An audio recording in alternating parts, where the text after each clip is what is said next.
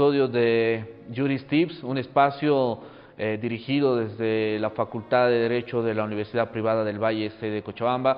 Mi nombre es Alex Cabello Aizama, docente a tiempo completo y anfitrión en esta edición. El día de hoy vamos a conversar sobre un tema muy importante y muy interesante en tema del derecho laboral. Para eso me encuentro en la compañía de dos grandes expertos, docentes de nuestra casa universitaria, el doctor Francisco Uriona, docente de la materia, y el docente Joaquín Saucedo, también docente de la materia en Derecho Laboral y Procesal Laboral, con quienes vamos a estar dialogando el día de hoy. Recuerden que este espacio está dirigido especialmente para ustedes, para abordar el conocimiento, la importancia del campo del derecho, la interacción entre la Universidad Privada del Valle y el desarrollo de la academia, la ciencia y la interacción social. El día de hoy vamos a abordar lo que es la importancia del derecho laboral, especialmente en un esquema en el que todos nos hemos ido desenvolviendo, desarrollando, que es la época de la pandemia. Una crisis sanitaria en la cual nadie había previsto que esto iba a suceder, que lamentablemente nos ha sorprendido y que también ha tenido que afectar en cierto punto las relaciones laborales entre el empleado y el empleador. Pero para eso vamos a ir desglosando poco a poco. Doctor Francisco Uriana, bienvenido a esta nueva edición de Juris Tips. ¿Qué es el derecho laboral? ¿Qué debemos entender nosotros en palabras sencillas cuando decimos derecho laboral? Gracias, muy buenas tardes. Cuando hablamos de derecho, lógicamente tenemos que referirnos a las normas jurídicas, ¿no? Entonces, se dice que el derecho laboral es el conjunto de normas jurídicas que regulan las relaciones entre el trabajador y el empleador. Pero no solamente se queda ahí en regular esa relación entre el trabajador y el empleador, sino también de ambos con el Estado. ¿No? Esto en sentido de que, como bien sabemos, se dice que los trabajadores son esa fuerza motriz que impulsa el desarrollo del país, ¿no? Entonces, el Estado no puede dejar librada a la voluntad del empleador y trabajador esa relación, sino que tiene que regularla a través de normas de derecho. En ese mismo sentido, mi estimado doctor Joaquín Saucedo, ¿qué podemos nosotros describir como las obligaciones que tiene el Estado tanto con el empleador y con el empleado? Bienvenido nuevamente a esta nueva edición. Muchas gracias primero por la invitación, saludar a ambos, es un gusto estar aquí presente en esta prestigiosa casa de estudio. Bueno, la consulta y sumando lo que decía el doctor Uriona, más que obligación del Estado, porque prácticamente con la nueva constitución política del Estado se ha establecido un régimen proteccionista hacia el trabajador. Un régimen que da una cobertura de estabilidad laboral, en la que se garantiza el tema salarial, estabilidad laboral en el tema que va a repercutir en un entorno familiar, lo que va a significar que ese derecho laboral tiene una protección no solamente al trabajador, sino al núcleo familiar con el que se relaciona el trabajador en sí. Esa es su principal obligación como tal del Estado, se puede decir, puesto que prácticamente hoy en estos últimos días, en últimos meses, ha salido una nueva disposición en la que tiene por fin, primero, proteger el tema de una estabilidad laboral, segundo, padres progenitores, personas con enfermedades, llámese cáncer, SIDA, habla también el tema de la estabilidad, de la libertad de asociación de los sindicatos. Entonces, si bien es un tema proteccionista por parte del Estado, también hay que ver desde un enfoque de lo que viene a ser la jurisdicción y la jurisprudencia, puesto que ya ha surgido una línea jurisprudencial, también constitucional, que dice que no es tan absoluto, es relativo. También hay que ver los intereses del empleador, ¿no? Pero como un inicio te puede ir avanzando que el Estado protege al trabajador de una manera muy proteccionista. Es importante esa conceptualización que nos hace el doctor Joaquín Saucedo, principalmente porque en medio, y el derecho prácticamente aborda todos estos aspectos. Cuando hablamos personas en estado de vulnerabilidad, como lo decía, estamos hablando de personas que están en desigualdad de condiciones a comparación de otras, ya sea por cuestiones naturales, por tema, por ejemplo, de enfermedad, tema económico, etcétera. Y esos aspectos también son expresados en otros cuerpos normativos como el Código de las Familias, que en otra edición de Juris Tips también lo vamos a analizar. Mi estimado doctor Uriona, ¿qué nos podría usted, desde su punto de vista, cuál es la perspectiva del derecho laboral en tiempo de pandemia? ¿Cómo se ha afectado, cómo se ha visto afectado o no la relación laboral durante la época que principalmente la primera ola del COVID-19? ¿Cuáles han sido esos cambios que hemos podido ver? Bueno, en principio indicar de que ha surgido una nueva forma de relacionamiento laboral, ¿no? Pero para eso tenemos que remontarnos a décadas antes, cuando se empieza a hablar del teletrabajo, ¿no? El teletrabajo no es producto de esta pandemia, sino que ya se vino trabajando acerca de eso, en el que se realiza el trabajo sin la presencia del trabajador en la empresa, ¿no? Y eso trae consigo también ventajas y desventajas. Ventajas en el sentido de que el trabajador puede disponer libremente de su tiempo, no puede cumplir, digamos, su trabajo por etapas, ¿no? O por cumplimiento. Y bueno, pues le permite a la vez realizar otro tipo de actividades, ¿no? Y dentro de las desventajas podemos señalar de que en muchas ocasiones el teletrabajador se ve privado de ese relacionamiento con los otros compañeros, ¿no? Al no asistir a su fuente laboral, entonces ve esa falta de interrelación. Otra de las desventajas que seguramente en el tiempo de la pandemia también se ha hecho notorio es el hecho de que las personas, los trabajadores, ¿no? Deben contar con recursos adicionales, ¿no? Para equiparse con, digamos, equipos de computación o de telefonía que estén adecuados y aptos para llevar adelante determinadas labores, ¿no? Y los costos también van subiendo, ¿no?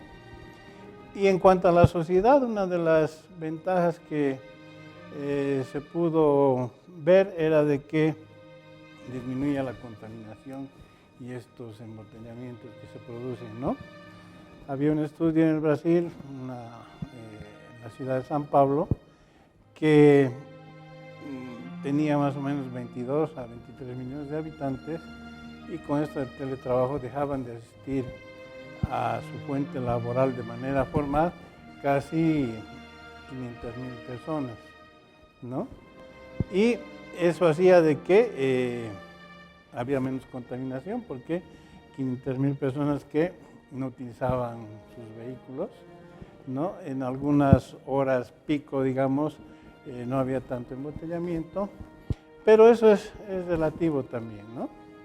Entonces, aplicando todo eso a lo que ha sucedido en la pandemia, nos hemos visto una nueva forma de relacionamiento, en el que, bueno, de pronto las personas han tenido que munirse de tecnología, ¿no?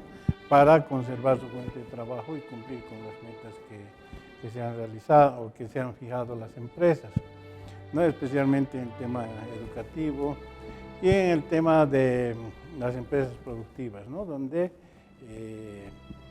la presencia del trabajador se hacía un poco menos que imposible, ¿no?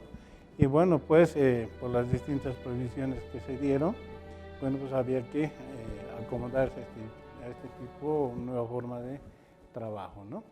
Eso es importante porque desde que ingresamos nosotros en la época de las cuarentenas, las etapas, la primera, segunda, tercera ola, muchas de las relaciones laborales precisamente han cambiado, principalmente de aquellos trabajadores, tanto en empresas públicas como privadas, que han tenido que realizar precisamente ese método de trabajo que lo conocemos como teletrabajo, que no simplemente se ha implementado en Bolivia, sino en gran parte del mundo, en el cual el trabajador simplemente desarrollaba sus actividades desde su hogar y obviamente bajo lo que se llama más que todo un trabajo por resultados. Estimado doctor, ¿cómo se desenvuelve ese trabajo, valga la redundancia, del teletrabajo? ¿Cuál es la responsabilidad que tiene ya el empleador? Imaginemos por tema de accidente, lo que decía el doctor, por ejemplo, el empleador es quien le otorga ese servicio de acceso a los servicios de internet, de telefonía. ¿Cómo está regulado eso? ¿Cuál es el efecto en Bolivia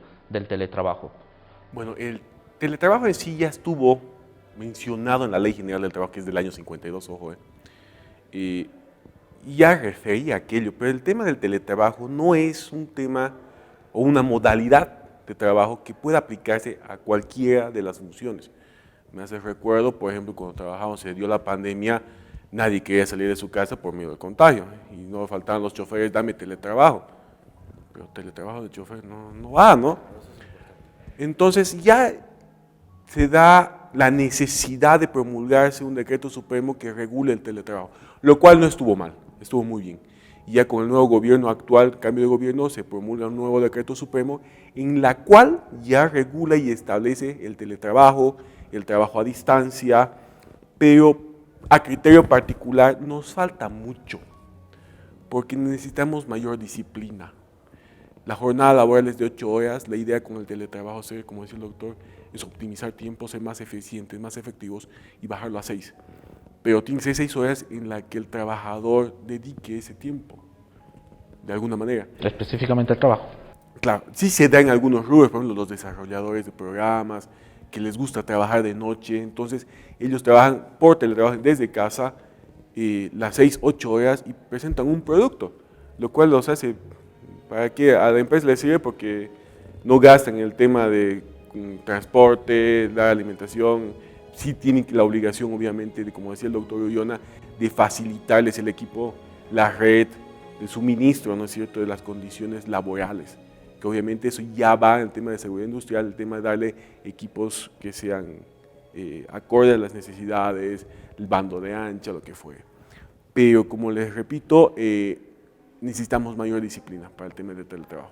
Nos falta todavía y no es para todas las funciones, solamente para ciertos sectores, que sí se ha demostrado que se puede trabajar, pero obviamente falta el tema de implementarlo.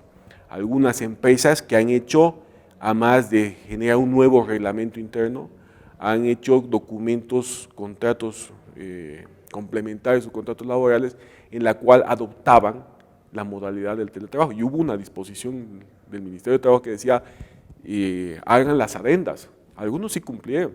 Y para que aprovecharon de reglamentar internamente, acorde a sus necesidades, cómo iban a trabajar en el teletrabajo. Y siguen trabajando y lo hacen bien. Eso es importante porque recordemos, como habíamos hablado en una anterior sesión de este programa, cuando empezó el tema de la pandemia, una de las preocupaciones por parte de la Comisión Interamericana de Derechos Humanos en la resolución 01-2020 que se había emitido en marzo, era precisamente de cómo el Estado iba a garantizar no simplemente el derecho a la salud y a la vida consecuentemente, sino también el derecho al trabajo en medio de las etapas de cuarentena. En razón a Bolivia, mi estimado doctor Uriona, ¿cuáles han sido los efectos inmediatos respecto tanto a la garantía como también al hecho, como lo decía el doctor Joaquín Saucedo, no era posible garantizar el teletrabajo en todos los oficios y profesiones? Pero ¿qué ha pasado con aquellos en los que no se ha podido garantizar esa modalidad de trabajo? ¿Y cuál ha sido el efecto de repente negativo que ha ocasionado la pandemia en cuanto al derecho laboral? Evidentemente, como mencionó aquí el doctor, en un principio, ¿no?, en el gobierno de Yanine Áñez, se implementó, ¿no?, se emitió un decreto supremo en el cual se normaba inicialmente la actividad del teletrabajo, ¿no? Pero como bien han dicho, eso no es pues para todos los sectores. Y han habido también ciertos rubros en los cuales se ha tenido que despedir a los trabajadores, ¿no? Y estos se han visto desprotegidos. ¿Por qué? Porque bien la modalidad de trabajo no se adaptaba, ¿no? Es más para temas administrativos, educativos, ¿no? En cambio, el trabajador manual no puede hacer ese trabajo, ¿no?, a través, a distancia, ¿no? Quizás en algunos sectores de manufactura, ¿no?, donde entregan productos terminados, pero eso es trabajo a domicilio, ¿no? No es teletrabajo. Entonces, si bien ha tenido incidencia positiva, por así decir, el empleo de las tecnologías de la información y la comunicación, también ciertos rubros se han visto desprotegidos. No obstante que la Constitución Política del Estado, a partir del artículo 46 en adelante al 57, 56 también, ¿no? Protege los derechos de los trabajadores, ¿no?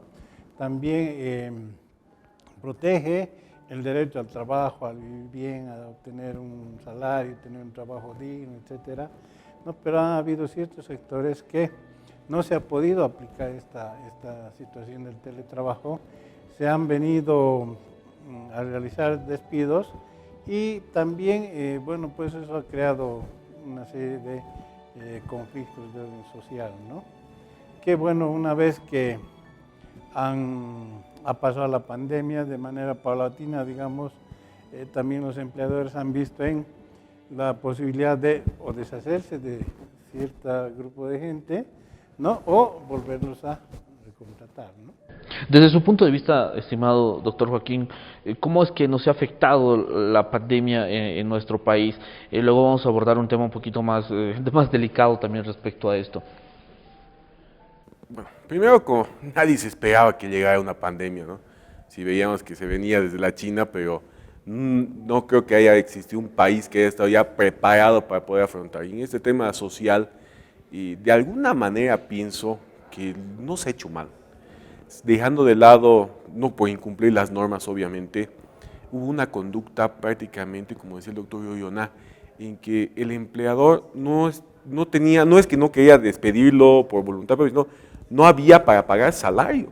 Y del otro lado, el trabajador no es que no quería trabajar, no podía ir a trabajar porque estuvimos en una cuarentena tan rígida que no salíamos. Y en el camino hemos comenzado a avanzar. Recuerdo que en esos meses justamente aparecieron los 2 juzgados laborales que hay hoy en día, el quinto y el sexto, porque comenzaron a llover las demandas de reincorporación, porque no tengo para pagar, te despido. Y muchas empresas se comprometieron en pagar indemnizar y al día de hoy no han indemnizado. O incluso pagar en especie, ¿no? Es lo que se comprometían las empresas en la desesperación. Correcto. Pero también había un sector, para que bien sano se puede decir, que hubo un buen diálogo obrero-empleador, en la que dijeron, hagamos medidas, nos bajaremos salarios, obviamente el salario es inembargable, no puedes renunciarlo, y hicieron convenios colectivos donde acordaron rebajarse salarialmente todos, para que todavía el efecto tiene que ser para todos, no va a ser uno para unos cuantos. Y fue una buena reacción, porque hasta el mismo Ministerio de Trabajo, obviamente es proteccionista, pero colaboró, porque me acuerdo que entró el gobierno de Luis Arce y lo que dice es, no sean tan duros, rígidos, porque lo que hay que buscar es reactivar la economía. Entonces fue una buena medida, se puede decir. Claro que han habido excepciones, casos particulares, los índices de demandas han crecido en materia laboral, pero eso ya se lo tiene que manejar pues, por caso específico, habrá que verlo, ¿no? Pero de alguna manera sí, para que la pandemia ha calado bastante, el tema social, laboral, nos ha ayudado, como dice el doctor Ullona, a modernizarnos, porque prácticamente hemos aprendido, hemos salido de ese analfabetismo, somos analfabetos funcionales porque hemos aprendido a utilizar plataformas digitales para poder trabajar y comunicarnos. Ahí, ya yendo un poquito al tema de abogados, hay señores abogados ya adultos mayores que no se han dejado y han empezado a trabajar y han adoptado como un medio de trabajo, como una herramienta de trabajo. Yo creo que por ese lado ha sido muy productivo. Esto es importante también porque lo que dicen nuestros docentes es precisamente el adelantamiento al uso de las tecnologías de la información.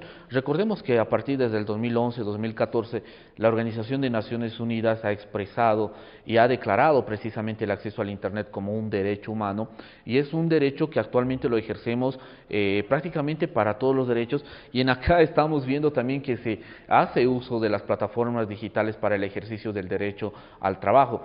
Bien o mal, hemos tenido que aprender a utilizar estos servicios digitales para poder ejercer nuestra función, para poder desenvolvernos también y de ahí en adelante estamos aprendiendo más sobre las tecnologías de información, principalmente en el campo del derecho digital o el Internet de las cosas que se llama, que también lo vamos a analizar en otra edición de Juristips.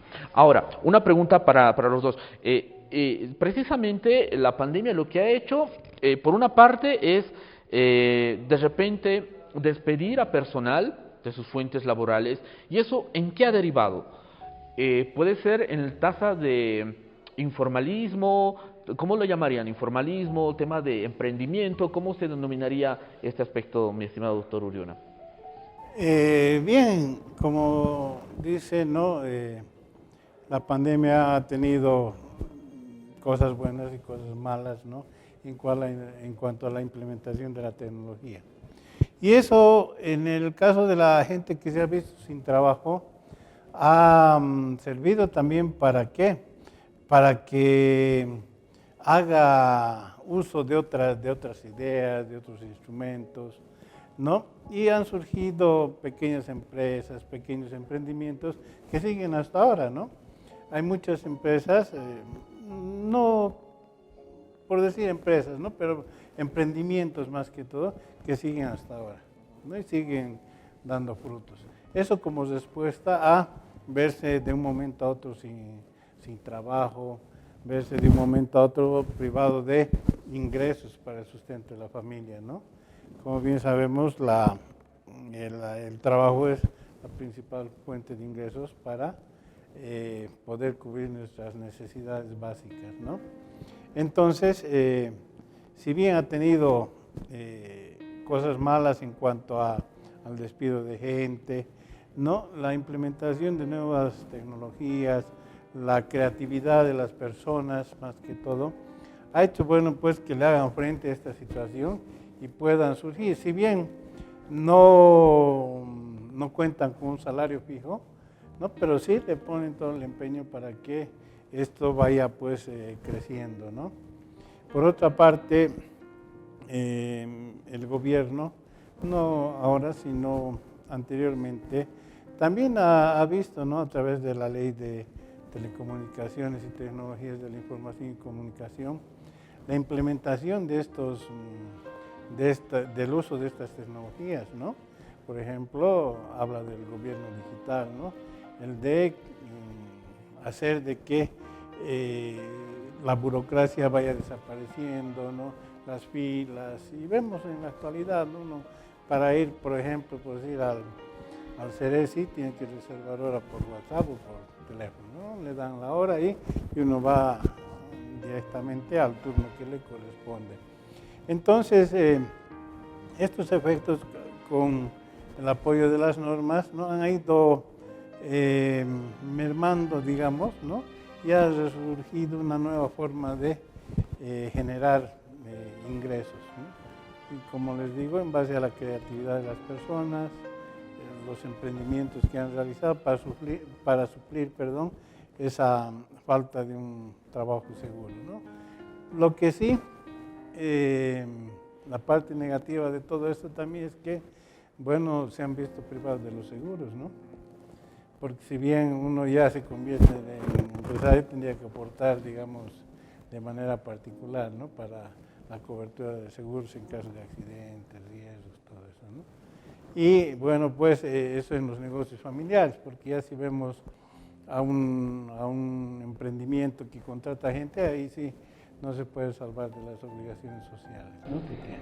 Y esas obligaciones sociales también son importantes para poder analizarlo, lo vamos a hacer más adelante. Como decía el doctor Uriuna, la necesidad ha hecho precisamente que esa creatividad florezca y también que muchos de repente pierdan esa timidez y puedan no desarrollar, sino redescubrir de repente esos talentos que llegaban a tener. La misma pregunta, mi estimado doctor Saucedo, ¿cómo es que nos ha afectado con respecto a los despidos, al tema del personal, de repente al tema del informalismo o el tema del emprendimiento después de la pandemia en nuestro país?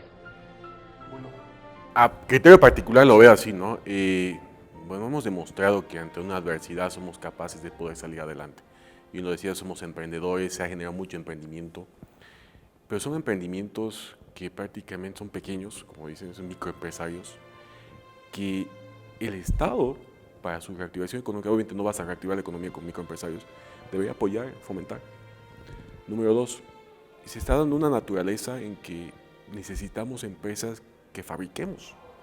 Tenemos materia prima y la tenemos que transformar, no exportarla para que no nos devuelvan como producto acabado, ¿no es cierto? Entonces ya llama la atención si prácticamente tenemos la capacidad, también necesitamos pues el apoyo de un Estado en que te fomenta la empresa, el emprendimiento privado.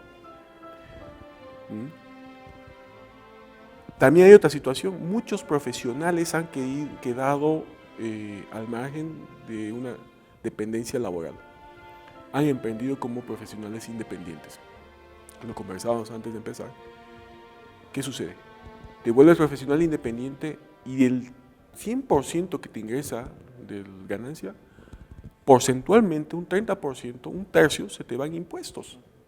Entonces, puta, te hace desalentador. Pero si eres un universitario que has salido de la universidad y estás emprendiendo, puta, se te bajan pues los ánimos, ¿no? Claro que ha habido una modificación en el tema ya para los profesionales independientes, ya no se cobra el IUE, va a ser el ese IVA, pero no se está aplicando. Ya todos están esperando aquello para empezar el 2023 a tener esas consideraciones. Entonces se necesita también pues el apoyo, la seguridad jurídica primero, el apoyo del Estado para poder atraer capital extranjero por lo menos, o que el que haya acá se invierta.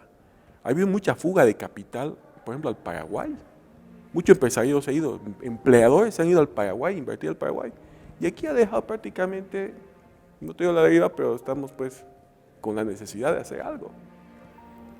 Un poquito salió el tema laboral, por ejemplo, y algo que están aplicando otras empresas para poder desarrollar y formalizar lo que hablamos de ese informalismo, es ya adoptar nuevas figuras sociales comerciales.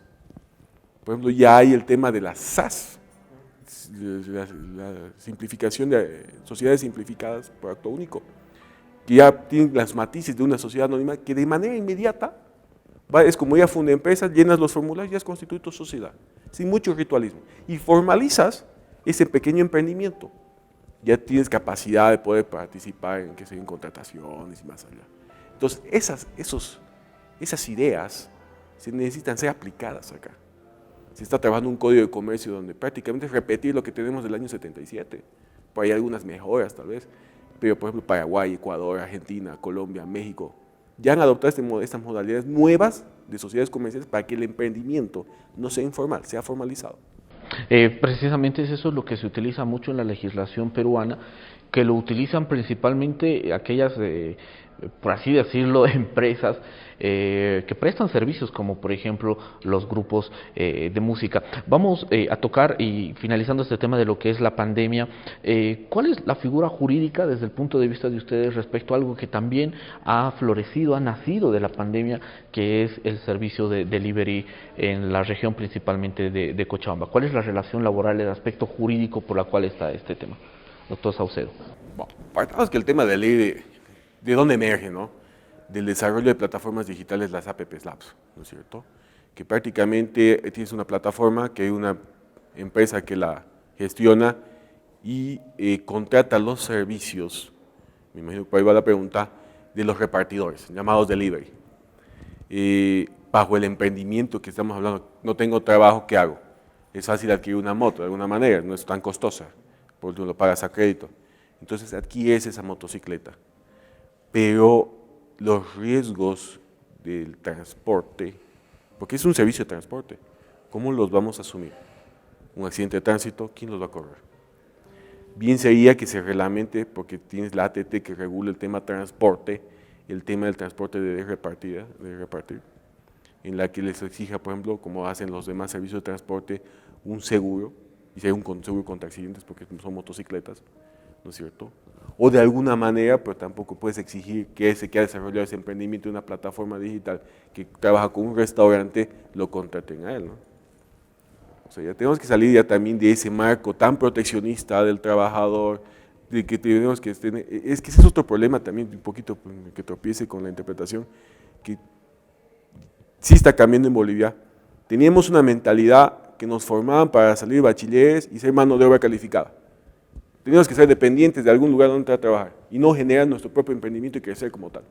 Tenemos que cambiar esa mentalidad también, ¿no es cierto? Entonces son diferentes formas de ver el tema del delivery, pero pienso yo que hay que, no te digo reglamentar, pero sí establecer alguna manera de exigir que haya un seguro contra accidentes, un seguro de alguna manera de poder evitar cualquier tipo de contingencia con la persona. También con la carga, ¿no? Porque pasa algo y le echan la culpa al pobre delivery. En ese sentido, ¿quién sería el responsable? ¿Hay una responsabilidad laboral o no respecto a estas personas que prestan ese servicio? Básicamente, desde mi punto de vista, no. ¿Por qué? Porque son pequeños empresarios que hacen una inversión al comprarse una moto y prestan un servicio de transporte, ¿no? Entonces, la responsabilidad recae en ellos, ¿no? Y, lógicamente, para circular deben tener el SOAD y quizás alguno que otro contratar un seguro contra accidentes o daños contra terceros o responsabilidad civil. Pero básicamente son prestadores de servicios, donde, bueno, pues no hay una relación laboral con la persona para la cual distribuyen sus productos, ¿no?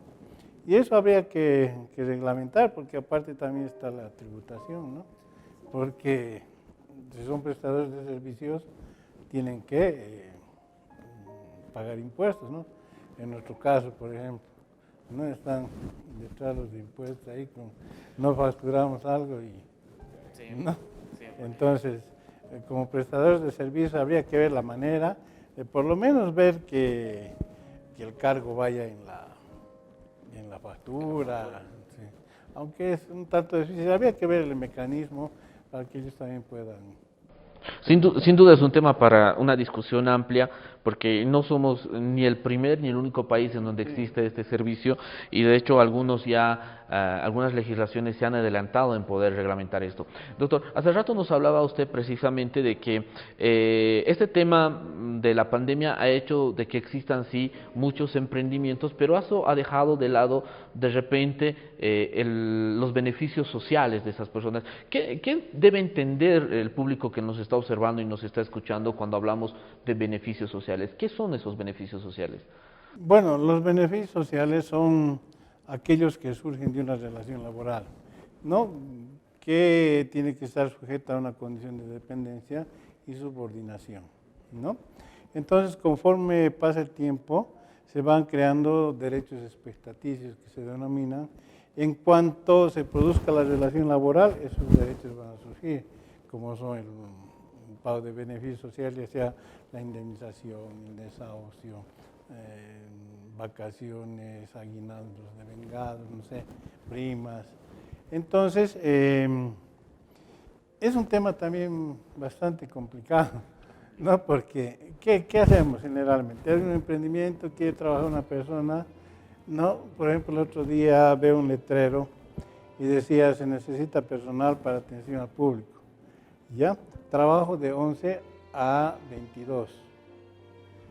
De 11 a 22 es más de las 8 horas de la jornada laboral. Y además estamos mezclando la jornada diurna con la jornada nocturna, ¿no? Que establece cargos. Entonces a veces la gente no se da cuenta de eso e incurre en infracciones sociales, ¿no? Que bueno, pues a la larga, uno por la necesidad va, trabaja, mientras todo marche bien, va a seguir firmando los contratos y demás situaciones, pero ya cuando esa relación se rompa, entonces ¿qué va a hacer? Va a pedir sus beneficios sociales. Y eso es lo que mucha gente no toma en cuenta, ¿no? La jornada laboral es de 8 horas y dice nadie puede ganar menos del salario mínimo nacional. Pero si mi jornada laboral, mi requerimiento, de jornada laboral es de 6 horas, igual tengo que pagar el salario mínimo nacional, ¿no? Porque no voy a ir y voy a, digamos, asegurar a mi beneficiario de las AFPs sobre la mitad del salario, ¿no? O la seguridad de salud, ¿no? Entonces, ahí surgen los problemas. ¿Por qué? Porque de cierta manera se desconocen esos temas, que a la larga pueden, si bien los emprendimientos son creativos, emplean gente y todo lo demás, pero se está descuidando un tanto la parte social, ¿no? Que, como le digo, a futuro van a generar obligaciones, derechos, y bueno, pues la carga va a caer sobre el empleador, ¿no? A futuro, ¿qué son esos beneficios sociales? O sea, para que entendamos nosotros, bueno, en realidad el público que nos está observando y nos está escuchando, a futuro, ¿cuáles son las implicancias de que no exista ese aporte, principalmente lo que nosotros conocemos como fondo de pensiones, etcétera, o la gestora pública en la actualidad? ¿Qué es lo que implica a futuro esa ausencia de beneficios sociales o la ausencia de ese aporte? Bueno, la ausencia de los aportes implica que la persona no pueda ser asegurada, ¿no? Y al no estar asegurada, los aportes no va a aportar para el seguro social a largo plazo, como son las jubilaciones, la renta de vejez, la cuestión de accidentes, ¿no? Entonces, eso va a traer consecuencias a futuro, ¿no? ¿En contra de quién? Del trabajador, porque se va a ver privado de esas situaciones. Y ante una denuncia, lógicamente, las administradoras de fondos de pensiones van a demandar al empleador y bueno, pues va a tener que atenerse a las consecuencias, presentar planillas de pago, ponerse al día y con connotaciones negativas, ¿no? para el empleador. Doctor Saucedo, ¿cómo es que empieza una relación laboral?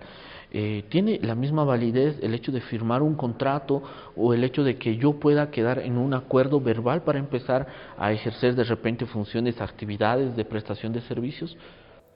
Bueno, la relación laboral tiene total validez si esta es consensuada de manera verbal o escrita. Pero lo más recomendable siempre va a ser que sea con carácter escrito, porque vas a establecer prácticamente los lineamientos de cómo se va a desenvolver o desarrollar esa relación laboral. Claro está que, como hablaba el doctor, dentro de una empresa legalmente establecida vas a cubrir tus espaldas, porque hasta contablemente vas a provisionar el tema de una contingencia, de una desvinculación. Pero ¿qué sucede con esos emprendimientos que hay, que prácticamente contratan personal y de los ingresos no provisionan el tema de pago de beneficios sociales, por ejemplo? ¿No es cierto? Entonces, necesariamente necesitas tú tener, como dice el conocimiento de qué es lo que tú estás contratando y por cuánto tiempo, porque si lo contratas verbalmente es indefinido, no lo puedes despedir, bueno, salvo los primeros 90 días, es indefinido. Pero si lo haces por escrito, puedes establecer ya algunos lineamientos, va a ser a plazo fijo, estás supliendo a una de mi personal que está con baja médica por embarazo o por alguna necesidad de una tarea que no es propia y no es permanente. Pero tú ya vas a aclarar por qué lo estás contratando.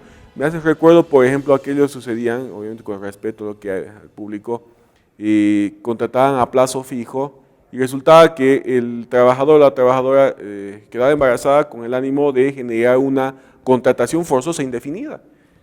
O sea, ya promovían. Por eso la necesidad de tener algo por escrito. Entonces, verbal es válido. Por ejemplo, contratamos a las del servicio doméstico, normalmente hacemos verbal. Lo recomendable es que sea por escrito. Porque estás hasta obligado de esa empleada a hacer aportes a largo plazo, darle seguridad social a corto plazo, o sea, salud también. Se embaraza, tienes que cubrir el tema de lo que va a ser el tema de la natalidad. Evidentemente tienes un SUS que te puede colaborar, pero es tu obligación patronal. Exactamente. Recordemos que los derechos laborales están contemplados dentro de la Constitución Política del Estado, son derechos que asisten absolutamente a todas las personas. Precisamente ese es el objetivo de este programa, de poder no simplemente dialogar estos aspectos de repente teóricos, sino en un futuro poder absolver dudas referentes precisamente en este espacio, por ejemplo, sobre las obligaciones en las relaciones laborales.